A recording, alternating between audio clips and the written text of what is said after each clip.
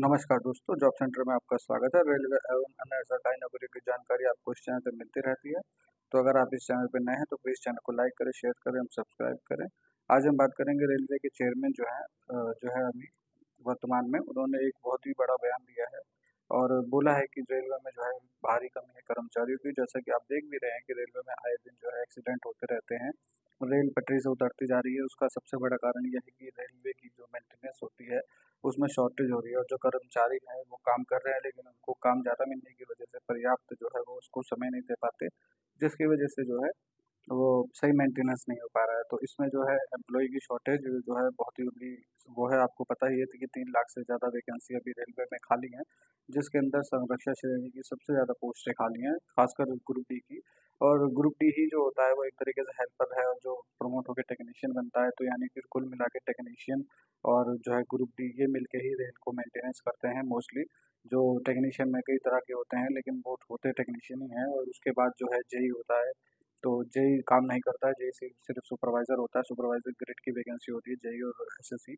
तो मेन काम जो होते हैं वो टेक्नीशियन और जो है उसके बाद जो है वो ग्रुप डी एम्प्लॉई ही रेल को जो चला रहा है और मेनली वही ऑपरेट करता है। तो आप देखेंगे कि जो है कि रेलवे में सबसे ज़्यादा कमी जो है इन्हीं सब की है, यानी ग्रुप डी की और टेक्नीशियन की कमी है।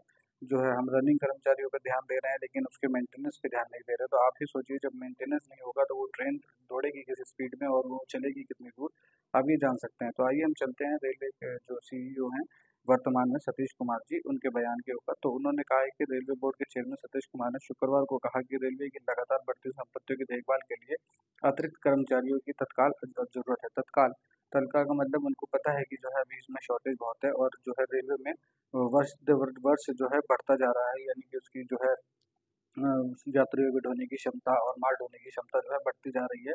और जो है 300 करोड़ टन 2030 तक का लक्ष्य है और आज 2024 चल रहा है। तो 2024 में अभी वर्तमान में ही इतनी शॉर्टेज है, तो आगे जो 6 साल होंगे तो उसके अंदर आज से ही अगर भर्ती नहीं करेंगे तो फिर वहाँ तक जो है हम कैसे चल पाएंगे। और ये जो है लक्ष्य है हमारा, वो हम उसको कैसे अचीव कर पाएंगे। तो उसी के रिगार्डिंग उन्होंने जो है कि फाइनेंस मिनिस्ट्री को जो है एफएम को, यानी फाइनेंस मिनिस्ट्री को जो है न्यू पोस्ट के लिए जो है रिकमेंडेशन भेजी है कि हमें न्यू पोस्ट की ज़रूरत है, क्योंकि जो है यात्री बढ़ते जा रहे हैं, जिसकी वजह से हमको जो है भविष्य में अधिक रेलगाड़ी चलानी होगी और ट्रेन चलाने के लिए बुनियादी ढांचे के रखरखाव के लिए यात्रियों और अधिक कर्मचारियों की ज़रूरत होगी।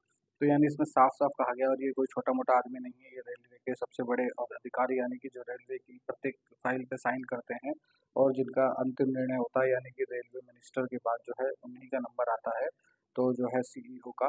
तो जो है उनका ही कहना है कि रेलवे में भारी शॉर्टेज है। तो अब ये वैसे भी आपको पता है कि प्रीवियस 5-6 सालों से जो है 2019 के बाद कोई भर्ती नहीं हुई है और 2019 के बाद लोगों ने काफ़ी रिकमेंडेशन करी है कि पार्लियामेंट में क्वेश्चन पूछे हैं, जिसके अंदर बताया गया टाइम टू टाइम कभी 2 लाख कभी 3 लाख ऐसी वैकेंसियाँ खाली पड़ी हैं, लेकिन उसको भरने की कोई कोशिश नहीं करी गई है। लेकिन अभी वर्तमान में वैकेंसियाँ निकल रही हैं, जैसे कि आपको पता है कि एनटीपीसी, टेक्नीशियन, जो है एएलपी और पैरामेडिकल की जो पोस्टें हैं निकली हैं, ये 4 वर्तमान में। और अभी ग्रुप डी की आने की ग्रुप डी भी आएगा और जो है ग्रुप डी में कितनी वैकेंसी आएगी, जिस हिसाब से अभी इतनी कम कम वैकेंसी आ रही है ग्रुप डी में, जो है लगता नहीं है कि ज़्यादा आएगी। फिर भी ग्रुप डी में जो है हमारे हिसाब से कम 60,000 से लेके 1 लाख तक वैकेंसी आनी चाहिए। 60,000 से मिनिमम अगर कम आती है तो फिर वैकेंसी का कोई मतलब नहीं रह जाता है, क्योंकि 60,000 से ज़्यादा जो है यहाँ पे कैंडिडेट, आपको पता ही है कि इतने 5 सालों से भर्ती नहीं निकली, इतने सारे कैंडिडेट बैठे हुए हैं, वो आखिर कहाँ जाएंगे और कैसे वो जो है इतनी कम वैकेंसियों में सर्वाइव कर पाएंगे। आपको पता ही है कंपटीशन कितना ज़्यादा है, वैकेंसियाँ है नहीं। और सबसे बड़ी बात है, वैकेंसियाँ हैं लेकिन ये भरना नहीं चाहते। लेकिन ये अच्छी और पॉजिटिव न्यूज़ है कि जो है रेलवे के चेयरमैन सतीश कुमार जी ने एक रिकमेंडेशन दी है कि रेलवे की ज़्यादा से ज़्यादा पोस्टों को भरा जाए। और दूसरी बात है कि जो न्यू पोस्ट क्रिएट की जाए ताकि जो है और लोगों को भरा जा सके। पर न्यू पोस्ट की तो भरने की बात है, जब ये आपके पास 3 लाख वैकेंसी वैसे ही खाली पड़ी है। वर्तमान में 12 लाख रेलवे कर्मचारी हैं, वो 15 लाख होते थे किसी समय में। 3 लाख जो पोस्टें खाली पड़ी हैं आप उसमें भरिए और उनको भरने के बाद जो है आगे की जो है न्यू पोस्ट क्रिएशन की बात करिए। लेकिन न्यू पोस्ट क्रिएशन कर रहे हैं वो अच्छी बात है।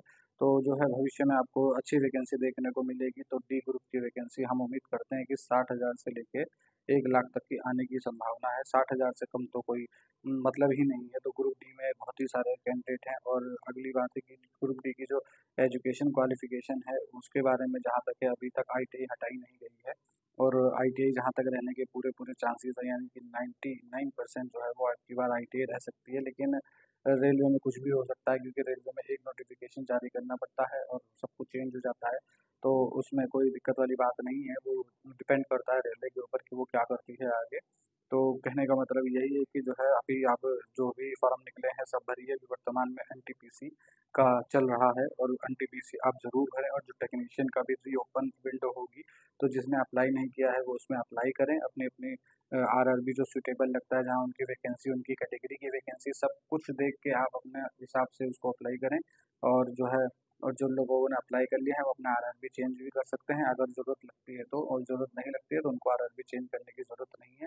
आप जानते ही हैं कि जो है आरआरबी चेंज करने से मतलब कुछ नहीं होता, आपकी तैयारी डिपेंड करती है। आरआरबी आप चेंज कर लेंगे, और भी तो लोग चेंज करेंगे, ज़रूरी नहीं है आप भी वहाँ गए, हो सकता है दूसरा भी वहाँ चला जाए।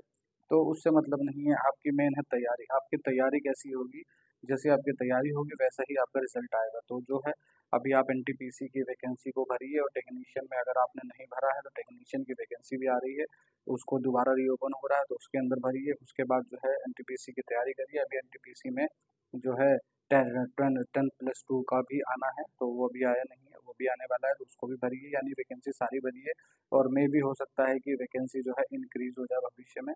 और रेलवे कभी भी वैकेंसी को बढ़ा घटा सकती है, ये उसके पास अधिकार है। तो आप जो है सारे फार्म भरिए।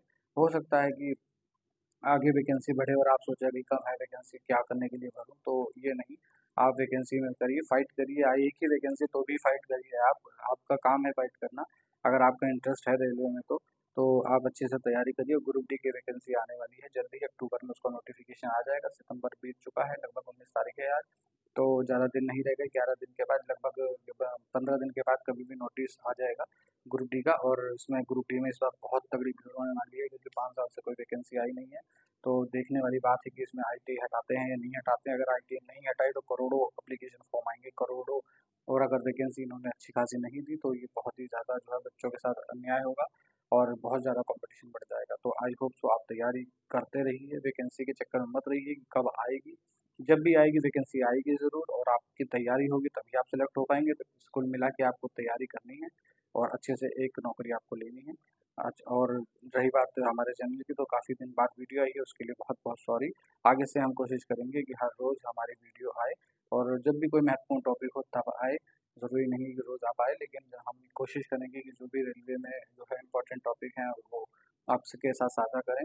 और जिस जिस लोगों ने अप्रेंटिस करी है, तो अप्रेंटिस की जो है कुछ परिवर्तन हुए हैं उसके बारे में हम आपको अगली वीडियो में बात करेंगे।